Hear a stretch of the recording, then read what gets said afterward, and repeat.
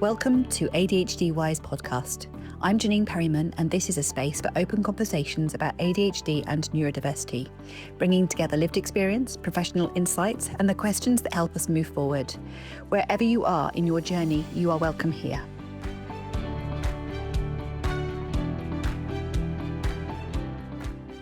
Hello everyone, and thank you for joining us on ADHD Wise podcast.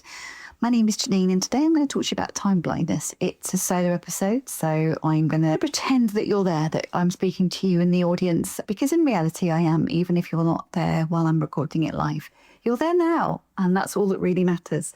All right, speaking of now and not now and time blindness, that is one of the concepts that Ed Hallowell came up with, was that people with ADHD have a challenge around now and not now, with everything other than now being this ethereal otherness, this sense of not really being relevant. And I think this is true, and I think this is right. Now, Ed Hallowell was talking about it with regards to ADHD, but I just want to point out that actually time blindness sits in the conjunction between ADHD, dyscalculia and dyslexia.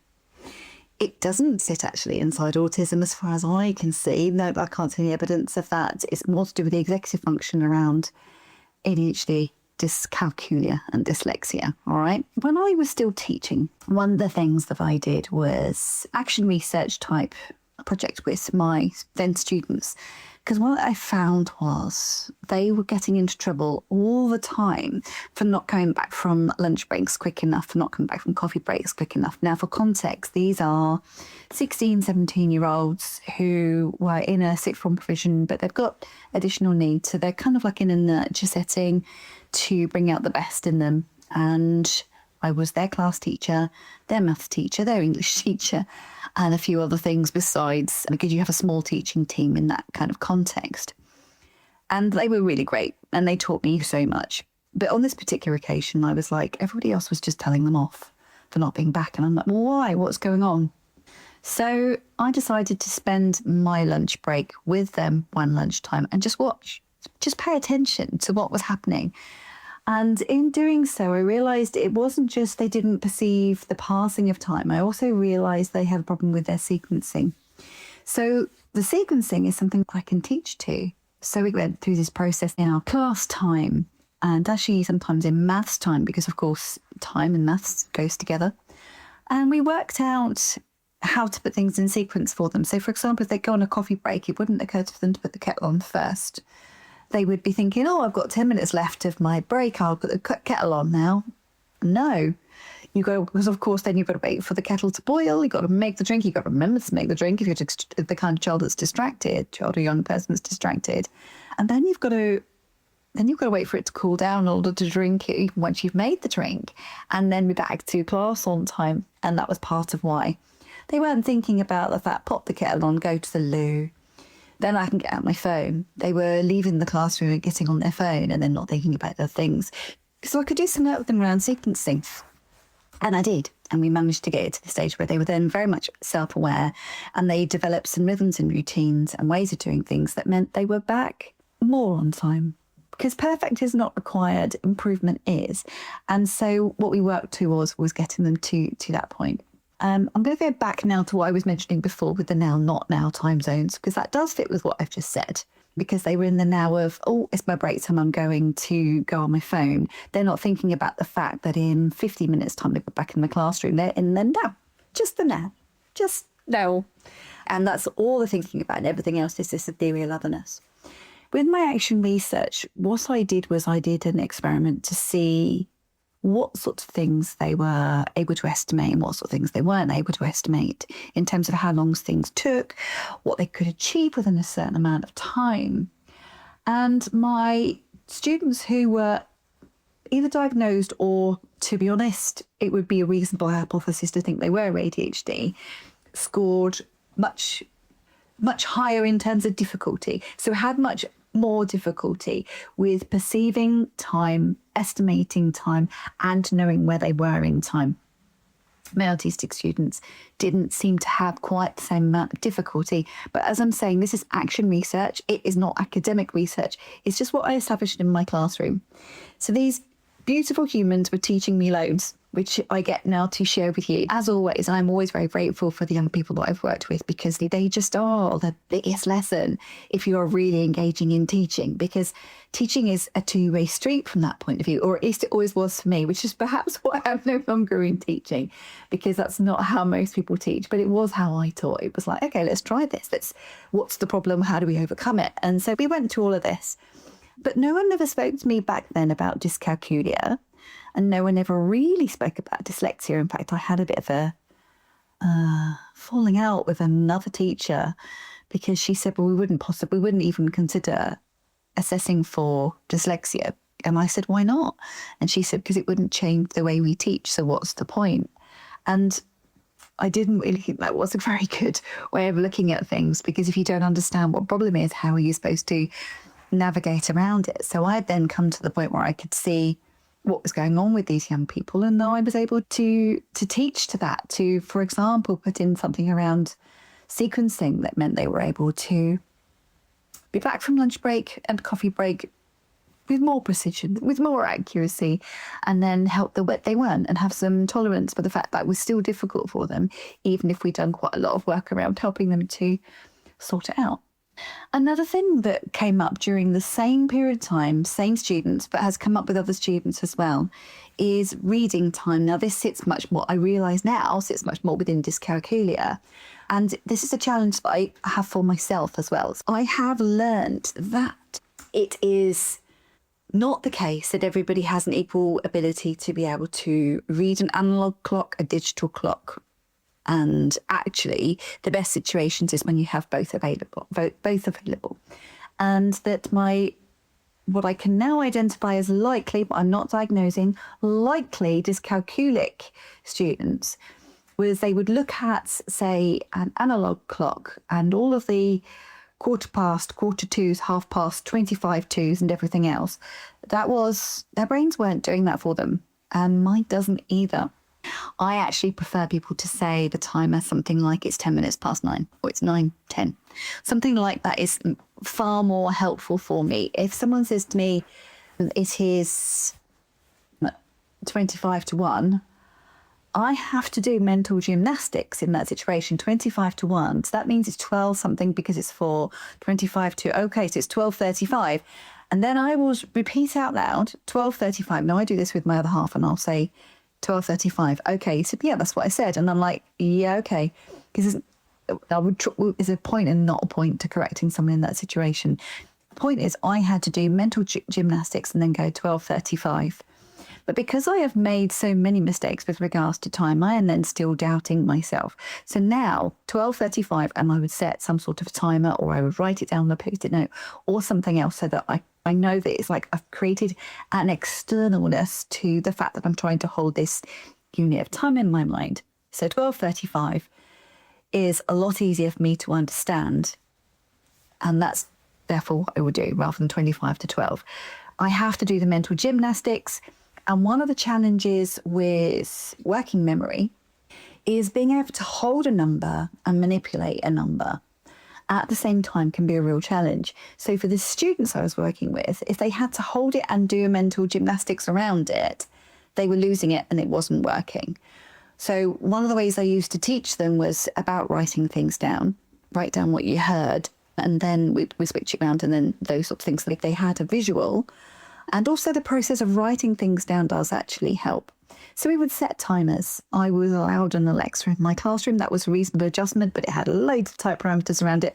I'm not suggesting all teachers should have Alexas in their classroom, just to say that other tech like Alexa exists, and obviously just get whatever you want. But it was just so helpful, because we would then just tell Alexa when we wanted to be reminded of when the lesson was ending or when the coffee break was ending or whatever that happened to be. To help you with that. Just off my Alexa. That's quite funny. So it's about accepting. So a lot of the coaching that I do is around acceptance and commitment. It's our own brand of acceptance and commitment, because when I did Russ Harris's training on acceptance and commitment for ADHD, I didn't agree with all of it. but I'm the one living that life. I have ADHD myself, and I'm the one living this life of coaching, etc. So I have adapted it. So I'm going to say it's acceptance and commitment theory, but I'm going to say it's that I've learned to apply it in a way that is constructive for myself and also for my clients. So acceptance in this context is accepting what is, accepting that the time blindness is there, accepting that these young people or myself or you or whoever else I'm working with, it's actually accepting that time blindness is a thing. So with adults, what we would tend to do is we tend to ask them to estimate how long they think things are going to take. And actually they're normal everyday things. So things like emptying and reloading the dishwasher, the getting from your front door to your desk at work. And actually what's really interesting about that particular example is that people will, typically ADHD people here, will do a really good job of calculating just that from the front door to the desk. But what they won't do is a little bit before that and a little bit after that. They don't think about the fact that being by the front door is not the same as being out of the front door, because you get to the front door and you've got to think about putting on a coat, putting on shoes, picking up your lunch, whatever it happens to be. And it was the transitions. The transitions were the thing that was tripping people up. It was that they typically knew somewhat how long it would take them, but they weren't thinking about the fact that they might have to park the car and that might take some time, that they had to get in the building. What they were thinking about was from a few steps back from being at their front door to a few steps before actually being at their desk. So one of the things with coaching is actually helping people to understand, let's build in your transitions. How long does that take? So yeah, we get through this process of helping people to understand their time blindness, because if you have acceptance and you have knowledge around what's going on for you, you can then make commitments in terms of how you're going to manage these things. So things like tech is really good. Writing things down can be really good for some people, not for all people. And I know I can become post-it blind, for example. So I've got too many post-its or they've been around too long. They just become invisible to me, which is really frustrating. So we have this thing where we make sure that we're externalizing, that we're using tech to remind us of things, but not overusing tech, because if we overuse it, we just become tech blind, and that doesn't work either. So all of those things are part of what we coach to, whether it's adult or whether it's child. So for you, if it's somebody that you love or somebody that you're working with, it's that whole thing of acceptance. I am not going to be able to hold this time in mind. What am I going to do in order to make sure that I can do this thing? I don't estimate time particularly well, is a really big bit of acceptance actually. But then the commitment to that is then I need to work out what sort of things I'm underestimating, what sort of things I'm overestimating, so that I can then take that into account.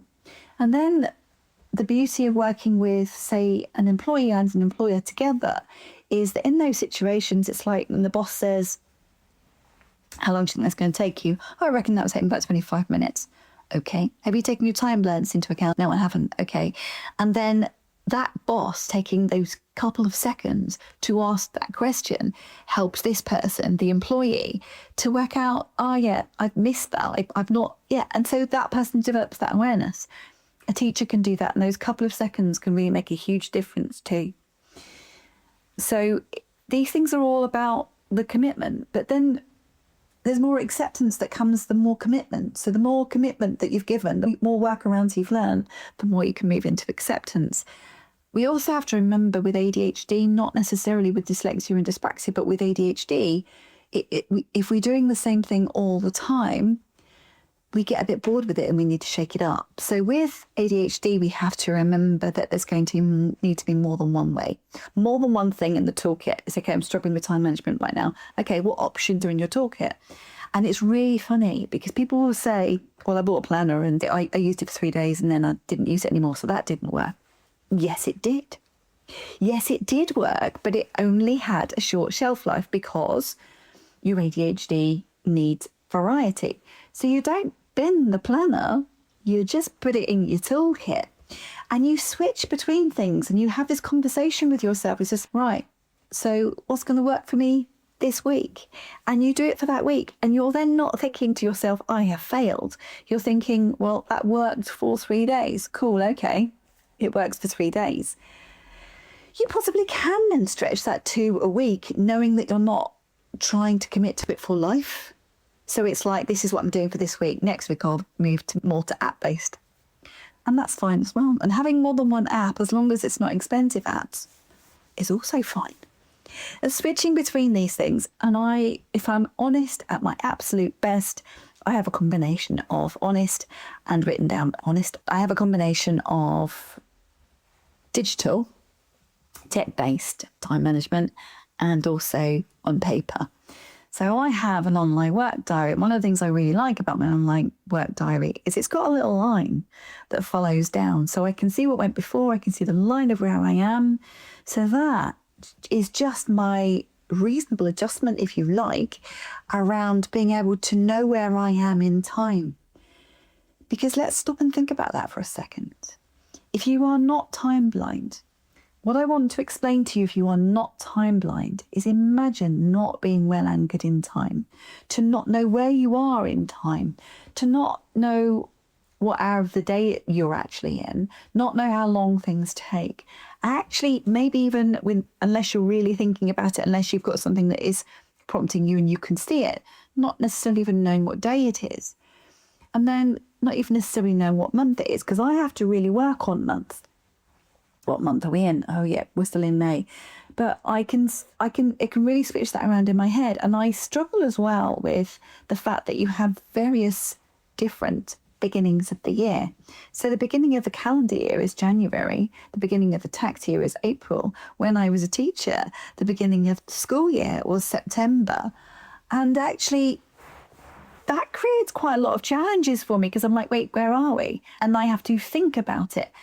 And I think society thinks that everybody's ability to hold, perceive, manage time is equal.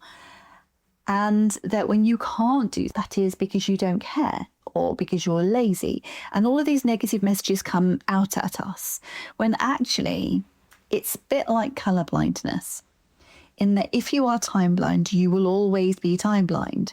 And that acceptance is really helpful because you don't say, oh, I'm time blind, I'm never going to be able to manage this. That's not what you do. You accept it and then you make commitments. So that's the whole thing around what do I need to have in place in order to manage these things. So I know now that, for example, when someone says to me, and my nan used to say 25 and 22, and I'm so glad I'm not in an era where people still do that, but 25 too. And I'm like, oh, that means 35 minutes past the previous hour. So I've had to learn those rules. And that's how I do the mental math without taxing my brain too much. And then I will write that down or I will set a timer to that. And wouldn't it be so much easier if people just said what they mean and there wasn't this? Speaking of which, 24-hour clocks can be really challenging too. And I know lots of people who really struggle with digital clocks. And the amount of people who have turned up early or late to appointments because it flashed up as being something like 14:25. And they're thinking, okay, 14:25. And they show up at 4:25 because the 24-hour clock is then requiring another level of mental gymnastics. So the 14 got switched into 4. Because I took it out of 24-hour clock and just dropped a bit of information. That's dyscalculia. It's also ADHD. It's also potentially dyslexia because everyone's neuro presentation types. It isn't, yes, we have these types, these sort of like man-made categories that we've decided these particular traits fall into. But the stuff I'm talking to you about today, you can see how different aspects of it fall into different parts of it. And it's not easy to work that through. And it's one of the reasons we use and develop actually our own sort of screening and assessment tools for where you are and what needs to happen for you so that you can understand your time blindness and move through it. So just saying somebody is dyslexic doesn't mean they have the same type of dyslexia as somebody else. I am dyslexic. My dyslexia is not the same, for example, as Vicky Flood, who works with me. Her dyslexic needs are different to mine. And it's not just we're giving them a coloured overlay. Actually, no, that's really not good enough. We've got to give them more than that. Anyway, sticking with time blindness, Jannine, don't do your ADHD tangent, just stick to time blindness. So yeah, imagine not being well anchored in time. Imagine time getting away from you on a regular basis. Now, everybody knows what it's like for the time to go away from you when you're enjoying something, when you get lost in something and you're like, time has just flown. That is a thing that can happen to people a lot because you got into the flow state, which is a great place to be, and time just got away from you. And time can really drag when things seem boring, pointless, mundane, and you have to sit there. Time will drag. That is a universal experience. It is not a way of life. And that's the point, particularly with ADHD in that context. It is a way of life to not know where you are in time. And that is, in my opinion, my personal opinion, and I'm not saying everybody else has to agree with me here, but for me personally, although I don't particularly see myself as disabled, I recognise that's a disabling factor. To not know, to not be anchored in time, to not know how long things take. And I have accepted that, I've come to terms with that, and I have lots of workarounds for that, which means, generally speaking, I am on time or early, and I have all sorts of tech that's in place to prompt me, to give me more chance of being on time or early, which means that even if there are moments, occasions when I don't manage it, people have tolerance for that. What they don't have tolerance for is it happening on a regular basis. But I would say that actually, rather than condemning somebody who's clearly struggling with time, is to actually take a deep breath and ask what they understand of it and what you understand of it and what can be done. Is it a sequencing issue as well? Because if you've got the sequencing issue, as I explained at the beginning, then you've got more of a challenge. And unless somebody does that work, which is coaching-based work, by the way, that's what coaching is for, is to create those things. And then you have hopefully some co-coaching where you've got, in my case, I often have the employer and the employee for a couple of sessions of a coaching package so that we can just iron out any issues that are happening, whether it's adult or child. Let's iron these things out. Let's agree something that works for everybody.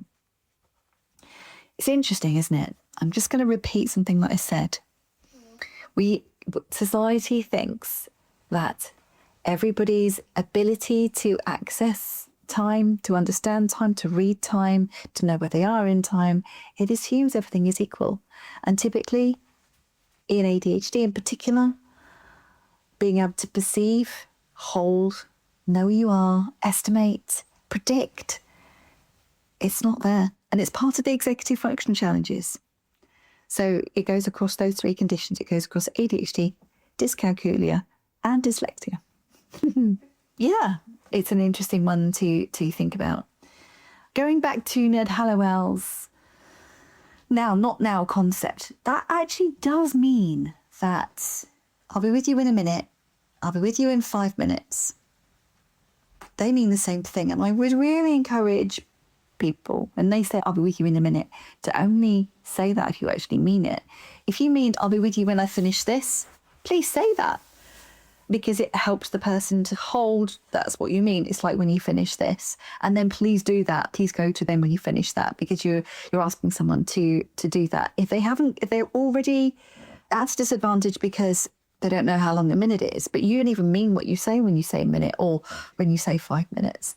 That is that's an environmental factor. That's a societal problem in communication that actually doesn't belong to the individual. It belongs to the other individual who hasn't considered that through their language, they can be a further disadvantage in somebody. So actually a reasonable adjustment would be to challenge workplace or school-based communication around what you mean when you use a unit of time, whether when you say I'll be with you in a minute, you mean that, or whether you mean I'll be with you when I finish this, I'll be with you in a few minutes, with you as soon as I can. Whatever it is you mean, that's what we need to be saying. So there's a real disconnect between what society just accepts as language that actually disadvantages other people. And that's really quite challenging to get across, but it's really, really important. Because left to our own devices, as someone with my variation of neurotypes, so that combination of ADHD, dyslexia and dyscalculia in this context, if you say to me, I'm with you in a minute, I'm with you in 5 minutes, I'm with you enough to finish this, those things mean the same thing, because it's just this ethereal otherness. If you say to me, I'm with you we're doing that in an hour, 2 hours, 5 hours, anything that's within the same day of that sort of bigger hour, they all mean the same thing, because they're not now. They're not this hour. They're not even the next hour. They're this otherness that I can't necessarily access. And then there is the tomorrow, next week, next month, next year. They all mean the same thing as well, because they are way out there in the future. So I recently got into difficulty because someone said that something elapsed after 3 years, and that was back in 2024. So in my head, okay, that means it's 2027 because dyscalculia. And so I completely missed what that actually meant and got myself into a difficult situation because I just not heard, but misattributed, misaligned, miss everything. It just didn't hit is the point, isn't it? So the whole point is that in that situation is get that in the diary and get it in somebody else's diary who is going to be in your life around that time to prompt you as well. Because actually it's disabling. There's no other way of getting around it than to say it's disabling. It has massive implications on self-esteem because you're told that you're lazy, stupid, you're not trying hard enough, you don't care, etc. And these things will have a massive impact on self-esteem, and you will doubt yourself massively if you've had a repeat example of being told off, being in trouble for things that are actually beyond your control. And they are beyond your control until you get to the stage where you understand it and you've made those commitments, and then it's mostly within your control, but there's still going to be times when it doesn't go quite right. If there is one thing I can achieve during my time left on this planet, I would really like to push for there being a digital clock, an analogue clock, and a countdown timer in every test and exam situation. Just as standard that those 3 things are in place, because then you wouldn't need a reasonable adjustment for those people who can't hold time in mind, because you've already got reasonable inclusive practice, and you need fewer reasonable adjustments when you have better reasonable practice. So I'm going to carry on pushing for the idea that there should be a countdown clock, an analogue clock, and a digital clock in every exam and test situation. What implications does that have for the workplace as well? It's like, how difficult is it to make those things available in every situation? To be honest, it's a little bit different in the workplace because you're going to be allowed your phones. But I think, especially as we're now talking about removing phones from schools, and believe me, I believe there's some serious merit to that, although I recognise it's complicated. One of the things that I'm going to say to you is those children and young people who are using tech to manage time will now be at a disadvantage. So what are you going to put into the work environment, into the school environment in order to adjust for that so they are not impacted by it? So that whole thing of having digital analogue and countdown clocks, making it like common practice that it's like if there was mass lunch break, for example, is that there is a countdown, that if you've got a meeting going on, that you put a timer on so that someone can see how long is left of the presentation. It's like the irony that last year, so 2025, I was speaking at the Test SEN show on divided blindness in an auditorium with no clocks. But bless Kate, who supports the speakers, she actually gave me a little hand timer, which was really helpful, apart from the fact that I don't stand at a podium when I'm delivering talks. But she did at least try to give me an adjustment, which I really appreciated.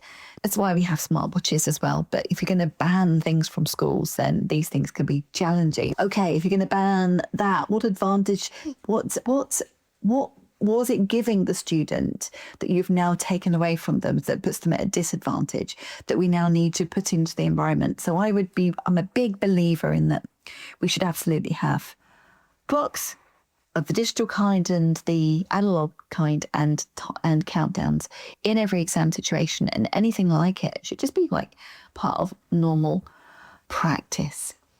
We should absolutely be working on making sure that we're working on sequencing, because that's obviously part of it as well, and really knowing the time blindness of the individual, that we've done that work so that they can accept those things that are a challenge for them and then have the workarounds. Things like now, then, and next can be really helpful, particularly for children and young people. It's like we're doing this now, then this, and then this. That can be really, really helpful. I'm just flicking through some old slides here just to make sure I don't miss anything. But I feel like that's probably quite enough, a lot to be like sharing with you on this topic. And I hope that you're finding it valuable and something to consider. But yeah, just going to repeat for a third time.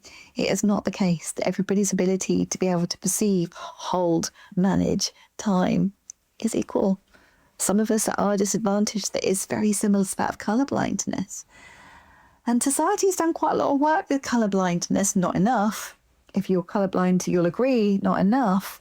But there's work been done on it. So, for example, the wires that are in our plugs, they are thicker shapes, they have different textures, and they have pattern in a way that means that even if you're colourblind, you're going to be able to wire a plug. Our traffic lights, specifically in the UK, have a sequence as well as a colour, so that a colourblindness person can lean into the sequence if they're at a disadvantage because they can't see the colour. Society has thoughts about that. Society does not think about it with regards to time blindness. So I guess that's why I'm suggesting actually that we need to have that combination of analogue and digital and countdown timers so that people are not disadvantaged. And I just think that it would help loads. I think that we would see better access to the things that matter, because it's disabling without it. So that's, I would say, the equivalent to putting a ramp outside your building to accommodate people in wheelchairs, because we know we should be doing that. I still think we have work to do with that, some work to do along helping people to understand those things. But it can be a real challenge, time blindness. Acceptance matters. Accepting, knowing your time blindness, doing that work so that you understand your time blindness, and then making commitments to that, but also asking for a level of accommodation that means that people don't go into blame and shame mode, because blame and shame are toxic. They don't help. They just make the situation worse. They mean somebody's likely to say, I'm really sorry, I'm late, the traffic was bad, or whatever, rather than saying, I'm really sorry, I lost track of time, everything took longer than I thought. One last thing before I go.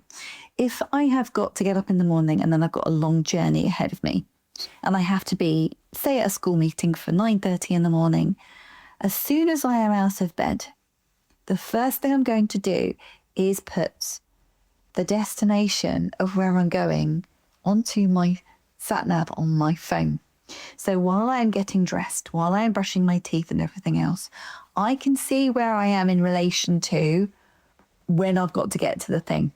The other thing is I am less likely to get distracted by my phone, because as soon as I switch it on, it's going to remind me I'm supposed to be going somewhere. So I'm less likely to get distracted because I've got that visual on my phone and I can see it. I can see, okay, it says if I leave now, I'm going to get there at 8:30. I don't have to be there till 9:30.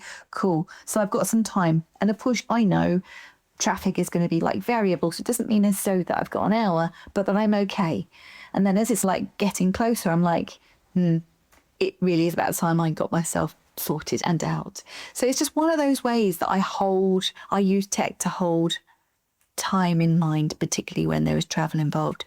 And all of my journey, I have my sat-nav on, even for familiar journeys, because it's really helping to hold time. So I don't have to try.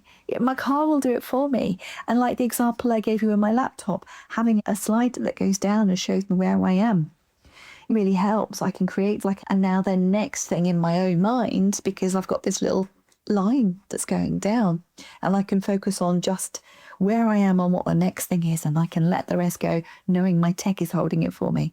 But there is also a beautiful thing about taking it from tech and writing it out. That's really helpful as well. The process of writing it out is often when I realise that there's maybe not enough room between things, and I get real about what I can manage around it as well. And I'm like, okay, when am I eating?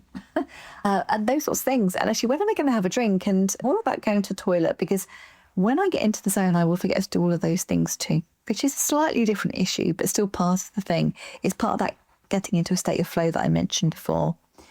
We will forget when we are in the zone. We don't want to be broken away from the zone, and we get into the zone to such an extent that we will forget our human needs. And yeah, it's cross neurotype, not just one, but we talk about most with regards to ADHD because it is the one where the executive functioning is there, rather than, say, for example, with dyscalculia, it's more to do with the reading, and the dyslexia. It's more about the reading of it, whereas ADHD is more synonymous with just being lost in it, to not be anchored in it. So for one last time, I'm just going to say, not everybody's ability to be able to hold, perceive, and manage time is equal, and it is not a moral failing when people don't manage it. I really hope you've enjoyed this episode. I like doing the solo episodes, although I couldn't do them all the time. I really hope you've appreciated it. The reason I chose to do this topic is because time blindness has come up for very many of the other podcasts. I wanted to do this one today. If there is anything that you would particularly like me to address, either by myself or with a guest, please get in touch. We would love to hear from you. We're available on all the socials, so just leave a message, because we do pick up the messages on all of the socials. Thank you very much for listening, and we'll see you next time. Thank you for listening to ADHD Wise podcast. ADHD Wise exists to help bridge understanding and support for people exploring ADHD and broader neurodiversity. If you would like to know more about us and our services, please visit www.adhdwise.uk. Follow ADHD Wise UK on Facebook, Instagram, TikTok and LinkedIn. Take care, and we'll see you next time.